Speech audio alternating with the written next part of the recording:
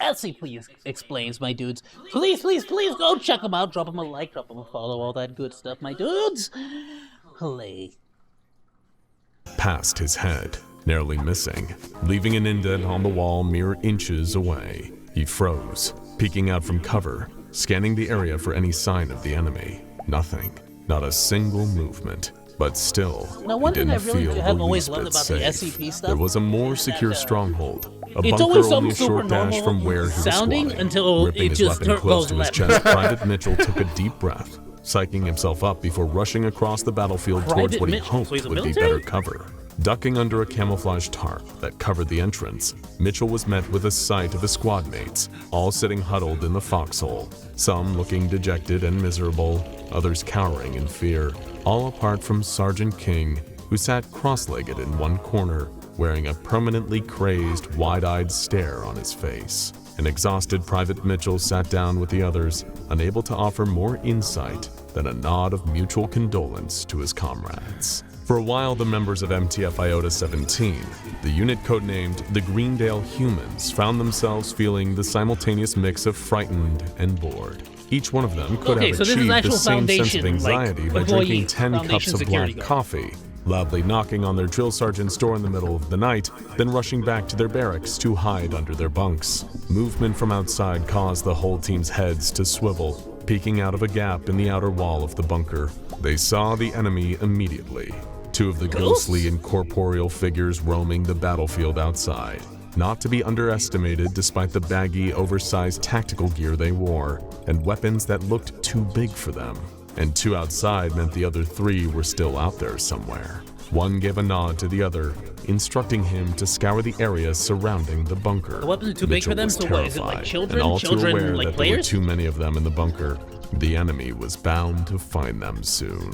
All of a sudden, like Sergeant King seemed to stir from his strange trance and produced a box of matches. He held out 4 in his hand, keeping them covered so that nobody could tell if they were picking a long one or a short one. The first of MTF Iota 17, Private Davis, reached for a match as they were offered, his heart dropping as Sergeant King pointed it was a short one. I think so. Next, Private Byron picked out a match, a long one. Private Mitchell's pulse skyrocketed as Sergeant King offered him the remaining 2, knowing that one would be long, the other short. He reached out and plucked a short one. King explained that the first short straw and the first long straw go. Bad luck, Byron and Davis, but I don't make the rules. Oh, that's fair. Byron, That's fair, actually. at the mercy of the spirits, protested that those rules. Bro thought he got away with it because he got the longest. Mitchell, even less eager to go out there, affirmed the sergeant's logic. Hanging their heads, both Private Byron and Private Davis gathered up their weapons and sluggishly walked out of the bunker. They got paintball Moments later, guns, though. Do still you think safe it's, inside, like, is it more Private than just a Mitchell regular overheard paintball the gun? enemy taking fire, followed by the sound of splattering and yelps of pain from his 2 fallen squad mates. He offered a concerned look to Sergeant King, whose wide-eyed expression was doing little to ease Mitchell's nerves. They got our boys good, King muttered, rocking slightly. Tagged them like the Bowery Wall. Still, lucky they didn't get hit by the cannonball. Mitchell asked in disbelief whether the enemy really had their hands on a cannon. No, the cannonball's just their name for it, the sergeant said solemnly. I've never seen it myself, but I heard rumors. Apparently these incorporeal delinquents sneak a steel ball in with their ammo. That's their way of keeping things interesting. Who was it that said war is hell, or was just it like war shoving a makes freaking- people Yeah. crazy? Into the paint? Crazy. I was crazy once. Mitchell sighed and asked why they don't just throw in the towel and surrender. You know darn well That's why. dirty. The mad commanding officer barked. actually Chaos, learning mass about hysteria. people culture A here. whole new mess for the Foundation to clean up.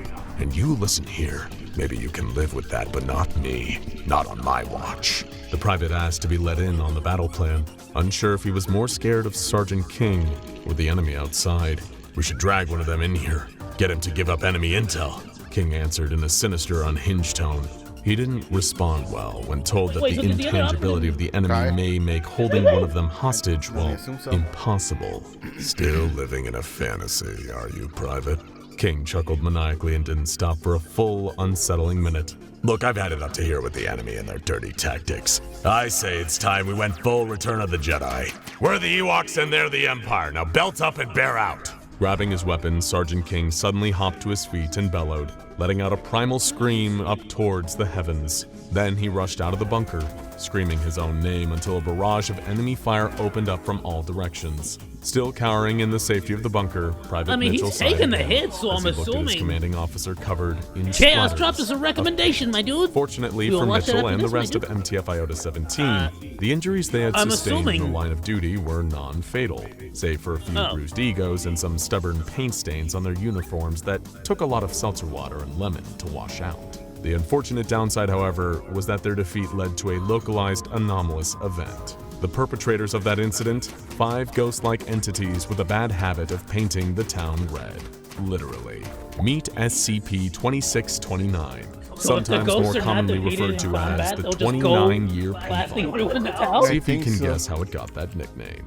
Located on the outskirts of Krakow, Poland, one can find an abandoned And the building foundation that was as like previously used as an the indoor foundation, they gotta make sure that they don't freaking Now win. it's known to the Keep it all SCP secret Foundation under by wraps. its designation of Dude, SCP-2629. if I worked for the foundation compared Inhabiting to the all the location are a nightmares that number they of have in there, incorporeal I would entities, love to be able to collectively known as just have a SCP-2629. paintball battle every day for work. These are humanoid in their shape and behavior, but largely intangible.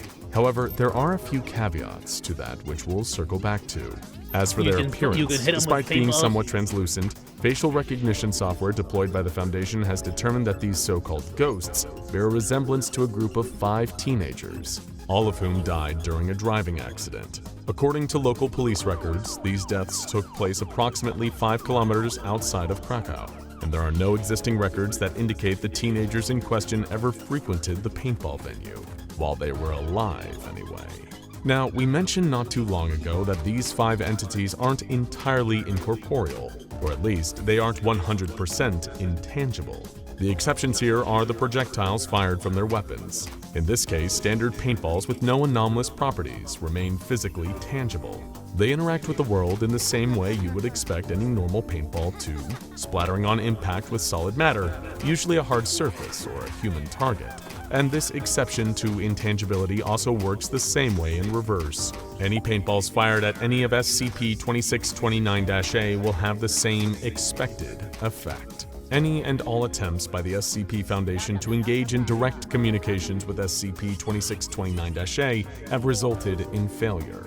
While they will often engage in banter and trash talk with their opposition during games, they seem to be uninterested in talking about anything other than paintball. During one attempt by Foundation researcher only language Dr. you can Van speak. Kazarinsiak to talk with the entities and ask why they spend eternity in a paintball arena, the only answer given by one of the anomalous ghosts, SCP-2629-A-2, was, why not?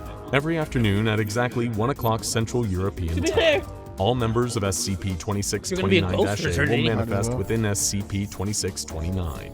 Should they be you left gotta be unattended, dedicated they to the will game begin for to it to roam spend freely, eternity. often gravitating towards the nearby neighborhood.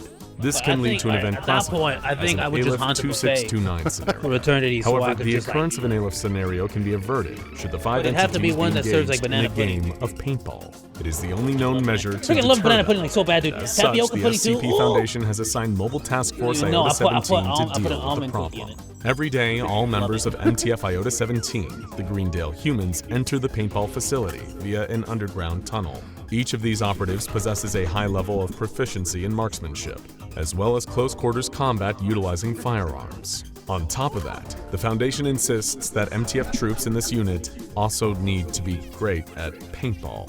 The Foundation's MTF agents must engage the 5 members of SCP-2629-A in a game of paintball shortly after the entities manifest at 1 o'clock. The games follow the traditional capture the flag rules, wherein both teams have a flag that they need to protect, while also being tasked with securing the opposing team's flag. Should the Foundation's pro paintballers be successful in winning the match, then all instances of SCP-2629-A will demanifest peacefully until they return at the same time the following day.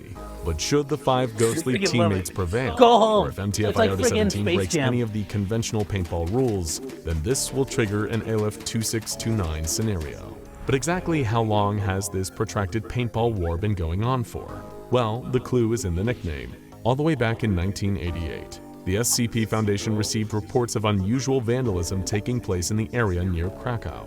That might have been enough to pique their initial interest, but the sudden reported sightings of ghosts by local civilians was what really made them take interest. Descending on the small area outside of Krakow, the Foundation launched a full-scale investigation into SCP-2629. Given what we now know about the anomaly, it seems that with no one to challenge them, the 5 paintballing entities were free to enact an ALF-2629 scenario. They were just looking for someone. They're just looking for a player like, hey, discovered the site of SCP-2629 and determined it to be the source of the local anomalous activity, they got to work evacuating the immediate vicinity of the abandoned paintball arena and devising containment procedures to keep unwitting civilians from getting caught in the crossfire of an imminent paint-slinging conflict. As far as the public would know, the abandoned SCP-2629 venue was shut down thanks to a hazardous amount of asbestos. And you start getting its entrances were sealed off to deter vandalism. By a group of ghosts and military secret, like, the Foundation is keeping people out so that the first match between their team, MTF-IOTA-17, and the 5 members of SCP-2629-A could commence. The battle was relentless, paintballs flying in all directions, splattering any in their path. The Foundation lost a lot of good men that day, although they quickly found them again once they'd cleaned up all the paint. In an attempt to shift the tide of battle and turn the odds in the Foundation's favor, MTF operatives rearranged some of the indoor playing field. This, however, was an ill-advised strategic misstep, as messing with the venue's cover violated the established rules of paintball, and doing so caused an ALF-2629 scenario to begin. In response, a number of ALF-2629 procedures have been put in place to combat the anomalous event. Staff at Site-19 had to equip the protective paintballing gear stored at their workstations or in lockers around the facility. Like, nah, if any of them couldn't access barrel their 2 inches to the left. the next best thing Foundation personnel could do was cover their eyes and ears until the event passed. Any and all delicate equipment had to be stored for safety purposes. What's up with the beefy? Security staff are tasked with making sure any SCPs that might be vulnerable are kept out of harm's way. The Foundation currently has no way of barring SCP-2629-A's access to areas, thanks to their incorporeality. However, they can be deterred by being presented with an abundance of targets. Staff are to remain on high alert until the ALF-2629 scenario is over and the all-clear signal sounds. With all this preparation taking place at Site-19 no less, you'd expect an ALF-2629 scenario to entail something pretty catastrophic. It wasn't always such an issue. During the initial decade following SCP-2629's discovery, the ALF scenario used to entail the 5 SCP-2629-A entities roaming the nearby area of Krakow and opening fire on people and property with their paintball guns. Hardly a paint-based war crime, but definitely goes an unnecessary extra mile in terms of vandalism. Then again, you try being stuck for an eternity in a paintball arena. Sometimes it's nice to stretch the invisible space where your legs used to be. And by now you've probably made the connection, the unusual vandalism that drew the Foundation to SCP-2629 in the first place was the ghostly teenage paintballers literally painting the town whenever they manifested, only to fade away after a few hours. But that's only what the ALF scenario used to entail. It happened during the 12th consecutive year of the Paintball War. A third MTF loss against SCP-2629-A caused yet another ALF scenario to activate. But this time, instead of roaming the local neighborhood, the incorporeal team's victory sent them to one of the Foundation's most highly guarded facilities, Site-19. Multiple unsuspecting Foundation research personnel were splattered with paint, the first of the Paintball War's casualties to fall outside of a 250-meter radius from SCP-2629. So they're smart enough to Foundation freaking go after the Foundation. How these 5 incorporeal anomalies were able to these are breach the intelligent security of freaking teenage Site-19, ghosts. citing loose lips among MTF-IOTA-17 about Site-19. As such, they were banned from ever mentioning Foundation operations during their paintball skirmishes with SCP-2629-A. However, the lasting damage was already done, and unlike a paintball splatter, there was no wiping this away or covering it up. Every loss that MTF-IOTA-17 incurred in the coming years would result in all 5 of SCP-2629-A manifesting within Site-19, celebrating their capture-the-flag victories by committing paintball retribution against Foundation personnel. Staff and corridors were splattered with paint, and attempts to return paintball fire were unsuccessful, dispersing the incorporeal attackers. One researcher even sustained an eye injury after being struck in the eye by a stray paintball. As the years rolled on, MTF-IOTA-17's losses began to increase rapidly. More and more ALF-2629 scenarios were occurring each year, Foundation Paintball facilities war. abruptly and messily redecorated by a Paintball war volley of of 88. paintballs. The Site-19 director issued a communique to the Ethics Committee, requesting the termination of SCP-2629. MTF-IO-217 may have some of the best trained people in the world, What are you but gonna call it, Ghostbusters to freaking eliminate SCP-2629-A them? have been gaining experience for decades. It was only a matter of time before the skill gap closed. Anyone we recruit to fill a vacancy in MTF-IO-217 is going to need to be able to count nearly 30 years of paintball experience, and that number is always growing. All 5 of SCP-2629-A had already gotten tired of trashing their own neighborhood, and before long, they'd similarly get bored of trashing Site-19. The question was, once that happened, where would they hit next? Now check out SCP Chaos Insurgency I'm sure they'll hit Explained. a Pizza Hut And I or survived arcade 100 before they days finally get to infiltrating the somewhere Chaos important. Insurgency. Here's what happened for more. Alright, man, it was a great video. Thank you so much, SCP Explains. Check it, my dude. Chaos Keeper. Ayoo. Be sure to join the crew. Please like, follow, and subscribe. And hey, if you like that video, you should check out this stuff.